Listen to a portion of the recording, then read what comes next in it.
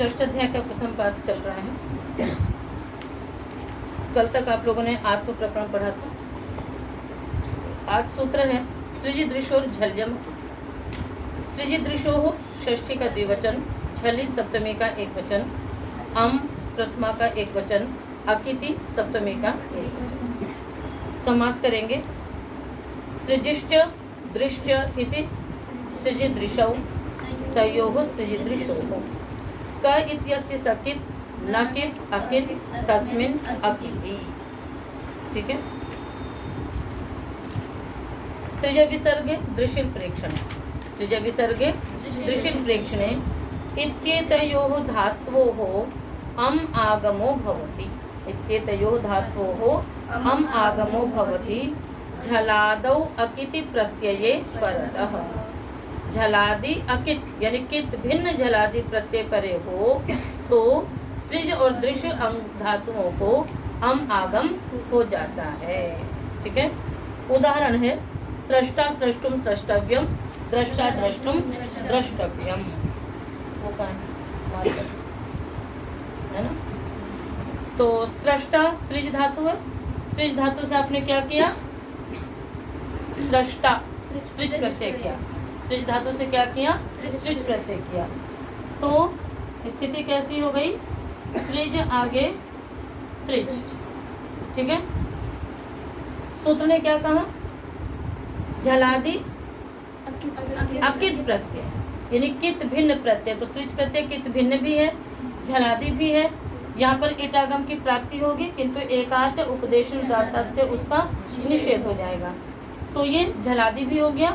सृज धातु को अम आगम होगा। ठीक है। अब अम आगम कैसा है? मित है। कहाँ बैठेगा? पर क्या स्थिति हो जाएगी? श्री आत्म अम की संज्ञा हो गई। आगे ज आगे त्रि। यहाँ पर क्या हो जाएगा? जनादेश हो जाएगा। तो श्री के री को क्या हो जाएगा? तो क्या बनेगा? स्रज। क्या बन जाएगा? स्रज। आगे समझ में। अब उसके बाद क्या सूत्र लग जाएगा? स्रज बन गया। फिर वृष्ट भ्रज सृज मृज यज राज भ्राज शशांश, उससे ज को शादेश होगा और स्रश त्रि फिर इष्टुनाष्टु स्रश त्रि स्वादित्पत्ति करके स्रष्टा। सिद्धि आपको मालूम है किस प्रकार से अप्रिंत इत्यादि सूत्र से दीर्घ होता है और अनंग आदेश हो जाता है ऋतुष्ण से। उसके पश्चात दीर्घ होकर के बन जाता है स्रष्टांश। और फिर सा का लोप संयोगादि लोप करके न का नलोप नहीं, यहाँ नलोप हाँ नलोप प्रातिपदिकांत से जो अनंग का नकार होता है उसका लोप होकर के क्या बन जाएगा? स्रष्टा। सृष्टों में क्या प्रत्यय होगा? तुमुन प्रत्यय होगा। तो सृज तुम अमागम करके सृज तुम सृष्टुम सृष्टव्यम। ठीक इसी प्रकार से दृष्ट धातु से भी क्या बन जाएगा? दृष्टा द्रष्टुम द्रष्टव्यम। तो दृष्टा में भी क्या है? शाम श का हुआ है कि छकारांत और शकारांत धातुओं को शकारादेश हो जाएगा तो बन जाएगा दृष्टा द्रष्टुम द्रष्टव्यम। ठीक है। कोई दिक्कत नहीं। अनुदात्तस्य चर्दुपधस्यान्यतरस्य। अनुदात्तस्य षष्ठी का एक वचन च अव्ययपदम, ऋदुपधस्य षष्ठी का एक वचन, अन्यतरस्याम सप्तमी का एक वचन। समास किसमें होगा? ऋदुपधः। क्या समास करेंगे? हाँ ऋकार उपधायस्य स ऋदुपधः तस्मात् तस्य ऋदुपधस्य। ठीक है। अर्थ करेंगे सूत्र का। अनुवृत्ति वही है झल्यमकिति की अनुवृत्ति आ रही है, इसी सूत्र तक जाएगी। अर्थ होगा उपदेशे। क्या अर्थ हो जाएगा? उपदेशे। यहाँ पर आदेश उपदेशे क्षिति से उपदेशे की अनुवृत्ति मंडूक द्रुत गति से आएगी। तो अर्थ होगा सूत्र का उपदेशे अनुदात्तस्य ऋकारोपधस्य। बोलो अर्थ क्या हुआ? उपदेशे अनुदात्तस्य ऋकारोपधस्य। करिए अर्थ आगे। धातोः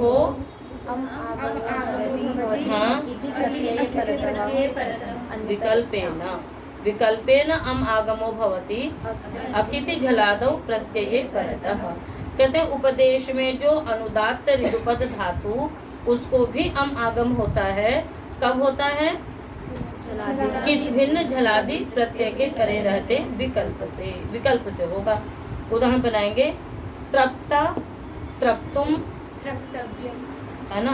हाँ, तो हम लोग एक में ही देख लें। इसी बात से द्रप्ता, आपके तृप धातु है ना, ऋदुपद धातु लेनी है। अनुदात्त का मतलब क्या होता है? अनिप। अनुदात्त का मतलब क्या होता है? अनिप। तो दो चीजें होती हैं। एक तो ऐसा होता है कि किसी कारण से, किसी सूत्र से इटागम का निषेध हुआ तो वो धातु झलादि बन गई। किसी सूत्र से, किसी निमित्त होने पर इटागम का निषेध हुआ तो धातु क्या बन गई? झलादि बन गई। एक है कि धातु पाठ में ही उसको अनुदात्त पढ़ दिया गया। धातु पाठ में ही उसको अनुदात्त पढ़ दिया गया, यानी वो उपदेश में अनुदात्त धातु हुई। वो क्या हो गई? उपदेश में अनुदात्त धातु हुई। आई बात समझ में? तो सूत्र ने क्या कहा है? उपदेश में जो अनुदात्त और जो ऋदुपद धातु, उसको ही क्या होगा? अब कई कुछ धातुएं कैसे होती है ऋदुपद, कि वैसे तो ग्रह धातु थी, किंतु क्या हो गया? ग्रह धातु को आपने क्या किया? संप्रसारण कर दिया। मान लीजिए संप्रसारण करने के कारण से ऋदुपद धातु बन गई। तो किसी कारण से नहीं, किसी निमित्त से नहीं, किसी सूत्र से नहीं, किसी लक्षण से नहीं, अपितु धातु पाठ में ही। उपदेशावस्था का मतलब क्या होता है? धातु पाठ में। तो धातु पाठ में ही जो धातुएं ऋदुपद हैं और अनुदात्त हैं, उनको भी आगम होगा कि भिन्न झलादि प्रत्यय के परे रहते विकल्प से। ठीक है। तो अब यहाँ पर देखिए दो उदाहरण बन रहा है आपके। तृप्ता, तर्पिता, तर्पता। तृप्ता, तर्पिता, तर्पता। अब वो उपदेश में अनुदात्त है, बेशक किसी सूत्र से यहाँ पर इटागम भी हो रहा है, पर उपदेश में तो अनुदात्त है, इसलिए उसको अनुदात्त, उपदेश अनुदात्त मानी जाएगी। तो तृप्ता, तर्पिता, तर्पता। ठीक है। कैसे बनेगा? तृप धातु है, यह धातु तृप। अब इसको देखिए, ऋदुपद है उपदेश में ही और अनुदात्त है धातु पाठ में धातु, है ना। इत्युदात्ता अनुदात्तेतः करके, इत्यनुदात्ता उदात्तेतः करके धातुएं पढ़ी गई हैं। तो ये उपदेश में अनुदात्त है, ऋदुपद है, और यहाँ पर क्या है आपका? त्रिच प्रत्यय है। क्या प्रत्यय परे है? त्रिच प्रत्यय है। तो ये कैसा प्रत्यय है? कित भिन्न झलादि प्रत्यय है। उपदेश में अनुदात्त, इससे इटागम नहीं होगा। अब इसको हमने क्या कर लिया? अमागम कर लिया। अमागम करेंगे तो कहाँ करेंगे? री को करेंगे। तो त्रि आगे अम होगा, त्रि आगे अम रहेगा। उसके बाद माँ की संज्ञा करके त्रि अप और यणादेश करके क्या बन जाएगा? त्रप बन जाएगा। यणादेश करके क्या बन जाएगा? त्रप। तो क्या बन जाएगा? त्रप्ता। ठीक है। अब उसके बाद देखिए तर्पिता। यहाँ पर क्या लगेगा? जब आपने अमागम किया। जब हमने अमागम नहीं किया उस समय धातु आपकी है त्रिप, आगे त्रिच। यहाँ पर सूत्र लग जाता है रधादिभ्यश्च।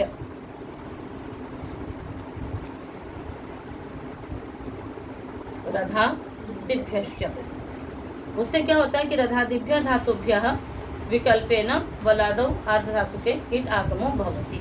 तो रधादि धातु को विकल्प से इटागम का विधान कर दिया। फिर रधादि गण में धातुएं आती हैं सारी। मुख्य गण तो आपके 10 हैं, उसके अवान्तर गण बहुत सारे हैं, तो उसके अंतर्गत ये धातु आएगी। तो जिस पक्ष में इटागम हो गया तो रूप क्या बन गया? त्रिप इत्री गुण हो जाएगा। तो क्या बन जाएगा? त्रि को क्या गुण होगा? तर्प। तो तर्पित्री आगे दीर्घ इत्यादि बन के होके क्या बन गया? तर्पिता। जिस पक्ष में इटागम नहीं होगा उस पक्ष में क्या होगा? तर्पता। जिस पक्ष में इटागम नहीं होगा उस पक्ष में क्या बनेगा? तर्पता। तो कितने रूप बन गए? तृप्ता, तर्पिता और तृप्ता। आगे समझ में? इसी प्रकार से द्रिप धातु लीजिए। तो द्रिप से क्या बनेगा? द्रप्ता, दर्पिता, दर्पता। ठीक है। तो ये तो एक उदाहरण दिए गए हैं। बाकी स्या इत्यादि प्रत्यय में जैसे लिट लकार में भी बन जाता है। तो द्रप्स्यति, है ना, और दर्पिष्यति, दर्पस्यति, ऐसे बहुत सारे उदाहरण बना सकते हैं। सिच में भी बना सकते हैं, कहीं पर भी बना सकते हैं। उदाहरण के लिए आपको केवल एक धातु दी गई है। ठीक है। अगला है शीर्षश छंदसी। शीर्षण प्रथमा का एक वचन, छंदसी सप्तमी का एक वचन। अभी तक धातुओं के हम लोग रूप बना रहे थे। अब प्रातिपदिकों के शब्द सिद्धियां आ रही हैं। शीर्षण इति निपात्यते छंदसि विषये, ठीक है ना। छंदसि विषये वेद विषय में शीर्षण यह निपातन किया जाता है, ठीक है ना।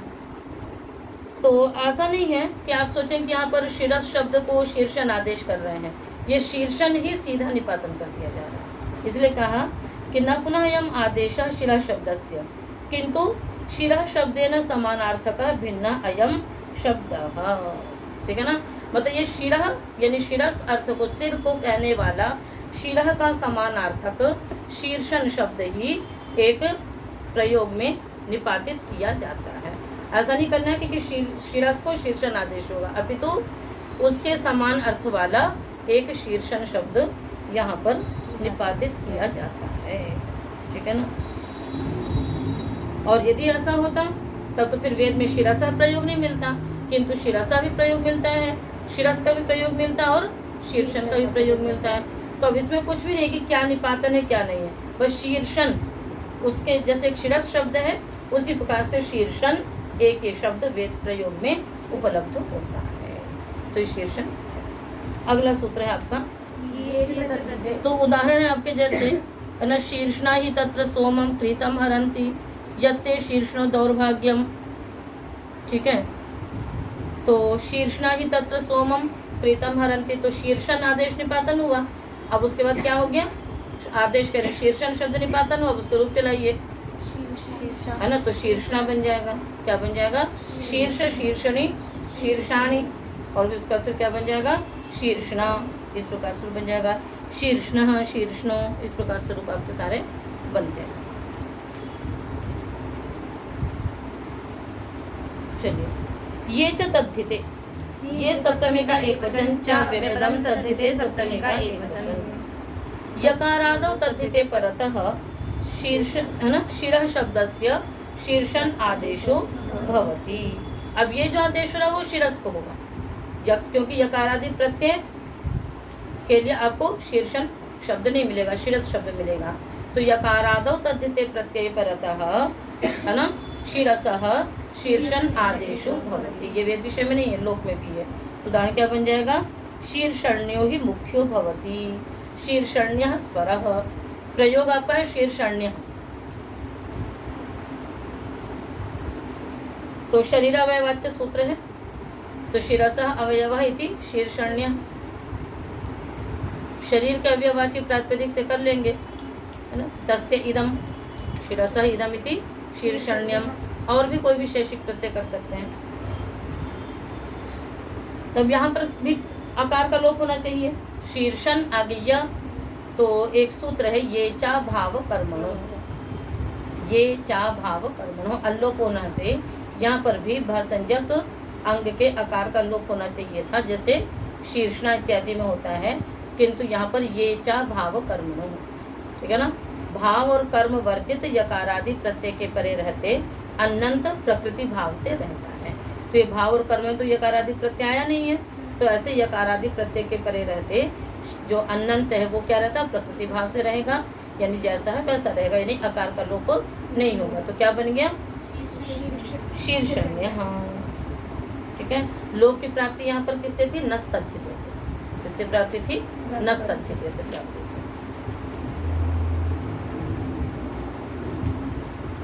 शीर्षण्य बन गया। पद्दन्नो मास्रिन निशसन यूशन दोषन यके चकन नुदन्ना सैचस प्रभृतिषु, ठीक है ना। तो शस प्रभृतिषु को अलग कर दीजिए, उससे पहले के शब्दों पे ध्यान दीजिए कि क्या क्या है। सब अलग अलग आपके लुप्त प्रथमांत निर्देश, कहाँ कौन कौन से शब्द हैं इसमें देखिए। पद, क्या क्या है, ठीक है।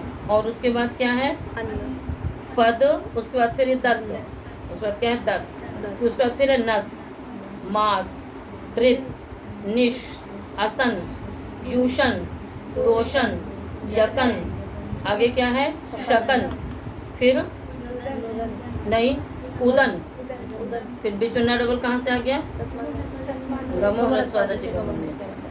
ठीक है। तो उदन, और उसके बाद आसन, नासन नहीं आसन, ठीक है। शस प्रभृतिषु सप्तमी का बहुवचन। और ये सारे अलग अलग पद, दत्त, नस, मास, हृद, निश, असन, यूषण, दोषण, यकन, शकन, उदन, आसन इत्येते आदेशाः भवन्ति शस् प्रभृतिषु प्रत्ययेषु परतः। केषां स्थाने, उसकी आपको कल्पना करनी पड़ेगी।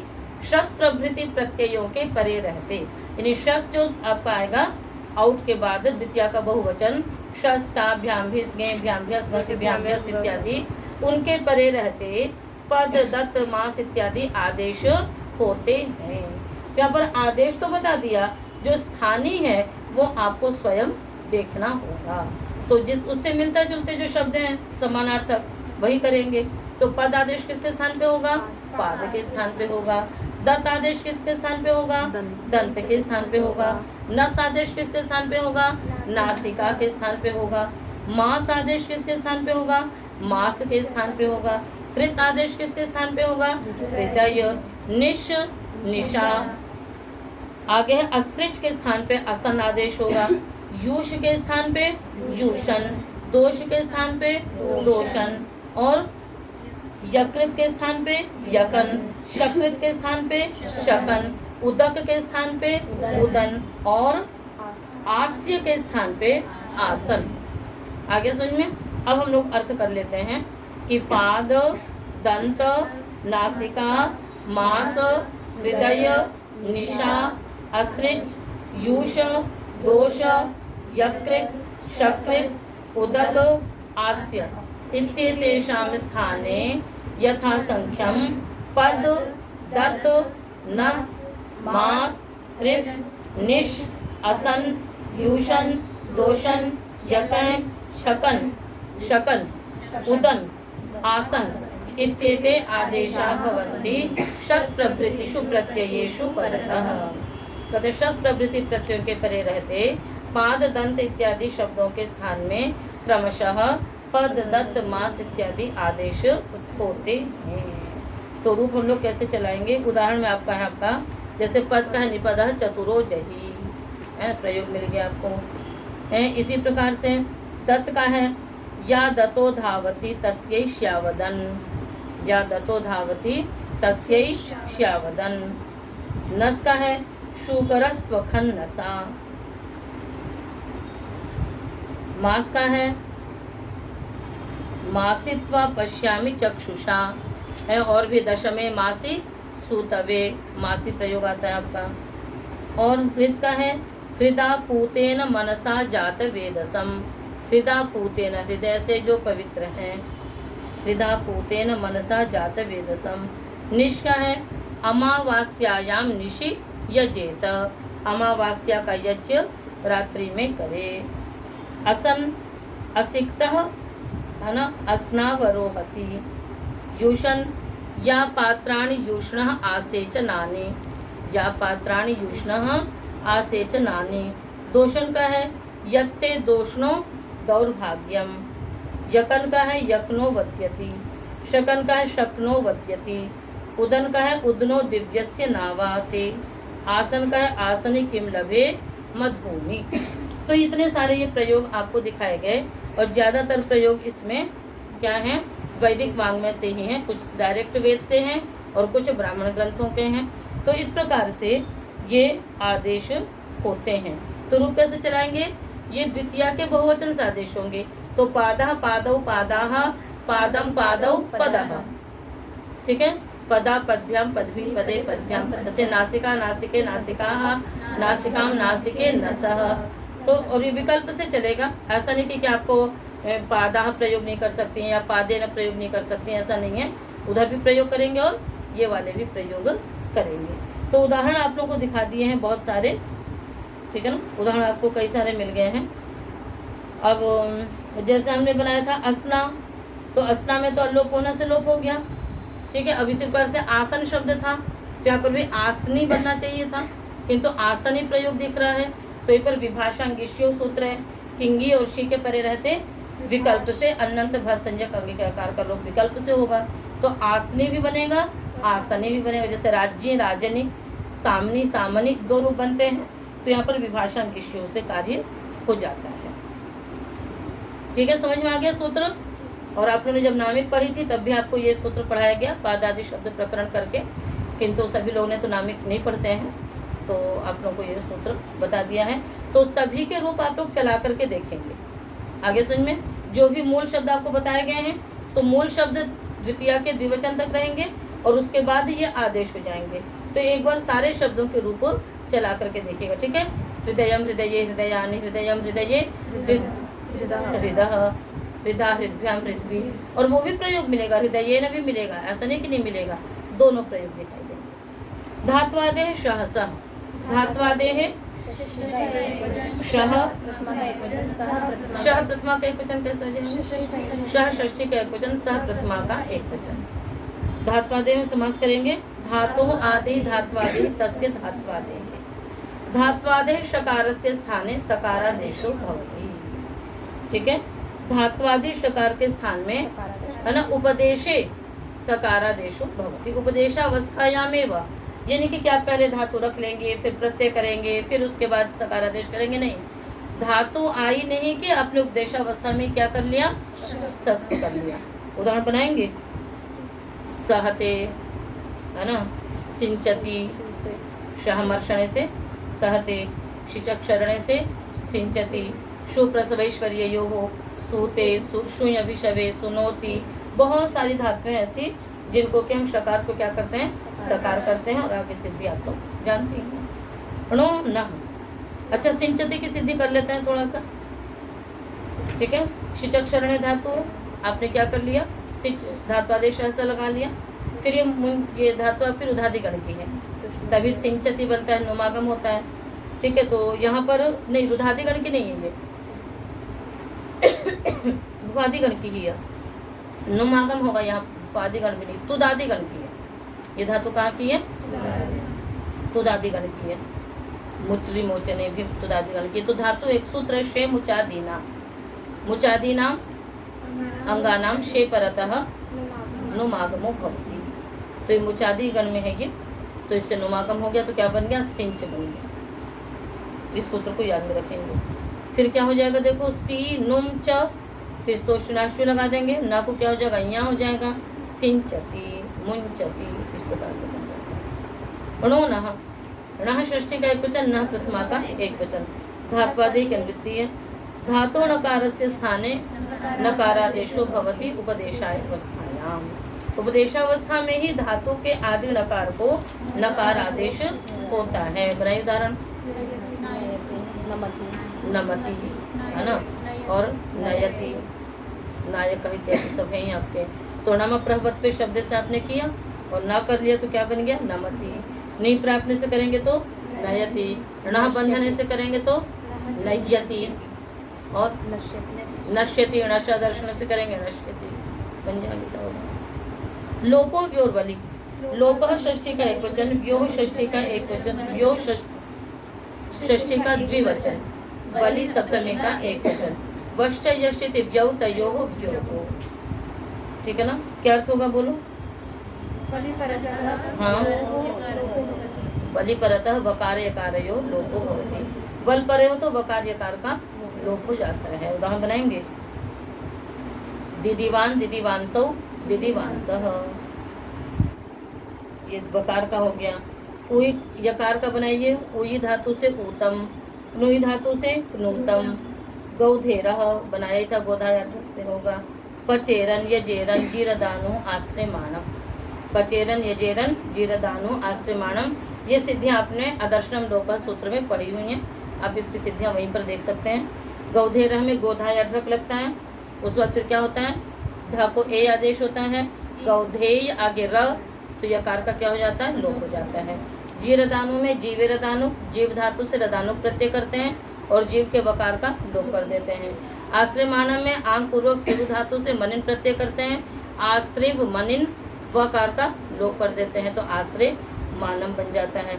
पचेरन में क्या होता है, पच सीयुट सुट, आगे झी को झ को रन होगा, और इधर जो सी था उसका ई बसता है, तो पचेय रन बहता है, या का क्या हो जाता है, लोको व्योर्वली से लोप हो जाता है, तो पचेरन बनता है। दीदीवान, दीदीवांसो, दीदीवांसह में आ जाएगी। ठीक है, तो दीदीवान में कैसे बनाओगे? दीदीवान वस्तुतः पशु का रूप है। दीदीवान कहाँ का रूप है आपका? पशु का रूप है। धातु क्या है इसमें? दिव धातु है। क्या है धातु? दिव क्रीड़ा विजिगीषा। दिव से आपने क्या किया? लिट लिया, लिट के स्थान पे पशु कर दिया, पशु का बच गया बस। उसके बाद फिर आपने क्या किया? द्वित्व कर लिया, तो क्या कहते हैं? दिव दिव वस, दी दिव वस। ठीक है, तो दी दिव वस है। अब यहाँ पर क्या हो जाएगा? इस व बल के परे रहते वकार का क्या हो जाएगा? लोप हो जाएगा। तो क्या रह गया? दी दिवस। अब इसके बाद क्योंकि कृदंत है, स्वादित प्रत्यय करेंगे, और वसु उगित है, तो उगितम सर्वनाम स्थानीय धातु से नुमागम करके दीदी वा दीदी वंश, उससे पहले शांत मात्रा संयोग से दीर्घ कर लेंगे, तो दीदी वास नुमागम करके कि दीदी वांस, संयोगांत से लोप से सकार का लोप, दीदीवान, दीदीवांसो, दीदीवांसः। तो ध्यान में रखिएगा कि यहाँ पर दिवु क्रीड़ा विजिगीषा धातु से हमने क्या किया है? वसु करके वकार का लोप किया है। और इसी प्रकार से है एक ऊई, है ना, तो ऊई धातु है, तो ऊई आगे क्ता प्रत्यय किया आपने, ता बल के प्रत्यय ऊई के यकार का लोप कर दिया, ऊतम। नुई धातु के यकार का लोप कर दिया, तो नूतम। ठीक है, तो इस प्रकार से धातु के वकार यकार का भी लोप हो जाएगा। बाकी सिद्धि आपने वहाँ पे देखी हुई। वेरप्रिक्तस्य, वेह षष्ठी का एक वचन, अप्रिक्तस्य एक वचन। अप्रिक्तस्य वेहे लोपो भवति, अप्रिक्त का लोप होता है। तो ध्यान में रखिएगा कि केवल वकार का नहीं, जैसे क्विप, विन, विच, विन, तो वी रहेगा, फिर वी के ई की इत संज्ञा कर देंगे उपदेश जुनुनासिक का इत से, तो यहाँ पर इसलिए मतलब वेह पढ़ा, नहीं तो वह भी पढ़ सकते थे। तो वेह कहने का तात्पर्य क्या है कि वी का जो ई इत संज्ञक होने के बाद जो आधा वकार बचेगा, अप्रिक्त वकार बचेगा, उसका ही लोप करेंगे। उदाहरण बना लीजिए, बहुत सारे हैं। ब्रह्महा भ्रूणहा, ब्रह्म भ्रूण वृत्तेषु से आपने क्विप किया, सिद्धियाँ पूरी पढ़ चुके उन सबकी। इसी प्रकार से घृतस्पृक, तैलस्पृक, स्पृशुनुदक एक विन से क्विन किया।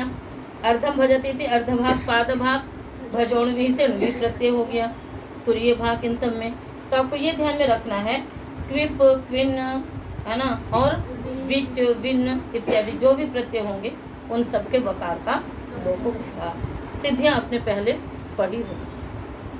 हलज्ञाभ्यो दीर्घात् सुतिस्य रिक्तम हल, हलज्ञाभ्यो दीर्घात् सुतिसी लुप, है ना, प्रथमा का एक वचन, अप्रिक्तम प्रथमा का एक वचन, एक वचन। हलच ngीच आप्यैति हलज्ञापः तेभ्यः हलज्ञाभ्यः, सूच तिष्ठ शिष्ट इति सूतिसी, प्रथमा का एक वचन है। अर्थ करेंगे सूत्र का, हलंतात्, यंतात्, आबंतात्, दीर्घात्, तो दीर्घात् को पहले लगा लेंगे। हलंतात्, दीर्घ ञन्तात्, दीर्घ आबंतात् च उत्तरस्य सूतिसी अप्रिक्तम हल लुप्यते। ठीक है ना, हलंतात्, दीर्घ ञन्तात्, दीर्घ आबंतात् परम, है ना, सूतिसी तेषाम अप्रिक्तम हल लुप्यते। कहते हैं कि हलंत से हल से उत्तर, दीर्घ ञंत से उत्तर, दीर्घ आबंत से उत्तर, सूतिसी के अप्रिक्त हल का लोप होता है। अर्थ समझ में आ गया। अब आप लोगों को क्या कहते हैं, वैसे देखा जाए तो हल से उत्तर और दीर्घ ञंत, दीर्घ आबंत से उत्तर, तो जब भी ङीप करेंगे तो दीर्घ ही रहेगा, आप करेंगे तो भी, फिर क्यों कहा दीर्घ ञंत, दीर्घ आबंत? एक बार मैंने प्रसंग में आप लोगों को कहीं बताया था इसका। तुम्हारा शब्द रहता है, रस्म हो जाता है। जब आप इसको गोस्त्री और उपसर्जनस्य से क्या कर देती हैं, रस्व कर देते हैं। जब क्या कर देते हैं, हम लोग कहते हैं ना कि जैसे अति खट्वः, अति मालः, निर्वाराणसी ही करते ना, है ना, अति वाराणसी, इस प्रकार से प्रयोग बनाते हैं, तो उस समय क्या हो जाता है, है ना। अति खट्व बनाते हैं, अतिक्रांतः खट्वाम इति अतिखट्वः है, निष्क्रांतः वाराणस्या इति निर्वाराणसी। तो जो वाराणसी दीर्घ था, वाराणसी जो दीर्घ था वो क्या हो गया, गोष्ठी रूप सर्जन से ह्रस्व हो गया। एक विभक्ति पूर्व निपाते से उपसर्जन संज्ञा करते हैं और उससे क्या कर देते हैं, ह्रस्व कर देते हैं। इतना तो पता है ना, सिद्धि को होती है इस प्रकार से। जब ह्रस्व हो जाता तब तो दीर्घ नहीं रहता। यदि हम ज्ञान ताबंत कहते तो प्रत्यय लक्षण से मान करके कि वो है तो ंगी भी, है तो वो टाप ही, ऐसा मान करके हम क्या कर सकते थे, उसको सु का लोप कर सकते थे। इसने कहते नहीं, जब वो दीर्घ रहेगा तभी लोप करेंगे, नहीं दीर्घ रहेगा तो नहीं करेंगे। आ गया समझ में। तो उदाहरण भी आप उसी प्रकार से बनाएंगे। हलंत के देख लीजिए उदाहरण आप लोग, है ना। राजा तक्षा वाक वाक सारे चलेंगे। उखासरत पर्णध्वत उखाया स्रंसते इति उखासरत कैसे बन जाता है, यहाँ पर पहले क्विप प्रत्यय होता है, फिर वसु स्रंसो ध्वंसन अडुहामदह से उसको दकारादेश हो जाता है। तो उखासरत पर्णध्वत, और न्यंत का है कुमारी गौरी शारंगरवि, आबंत का वही सब है, खटवा बहुराजा कारिश गंध्या। ठीक है, तो ये सब तो सु के मिले आपको। और जो ती और सी है, तो ती और सी का लोप जो है केवल हलंत से ही होगा, है ना, न्यंत और आबंत से नहीं होगा। क्योंकि ती क्या है, तिप का ती है, और सी क्या है, सिप का सी है। तो धातु से आते हैं तो हल से ही उत्तर मिलेंगे, कभी भी दीर्घ न्यंत और आबंत से उनके अर्थ नहीं, उदाहरण नहीं मिलेंगे। तो तिलोप का देखिए, अभिभह भवान अजागह भवान। सिलोप का है अभिनोत्र अच्छिनोत्र।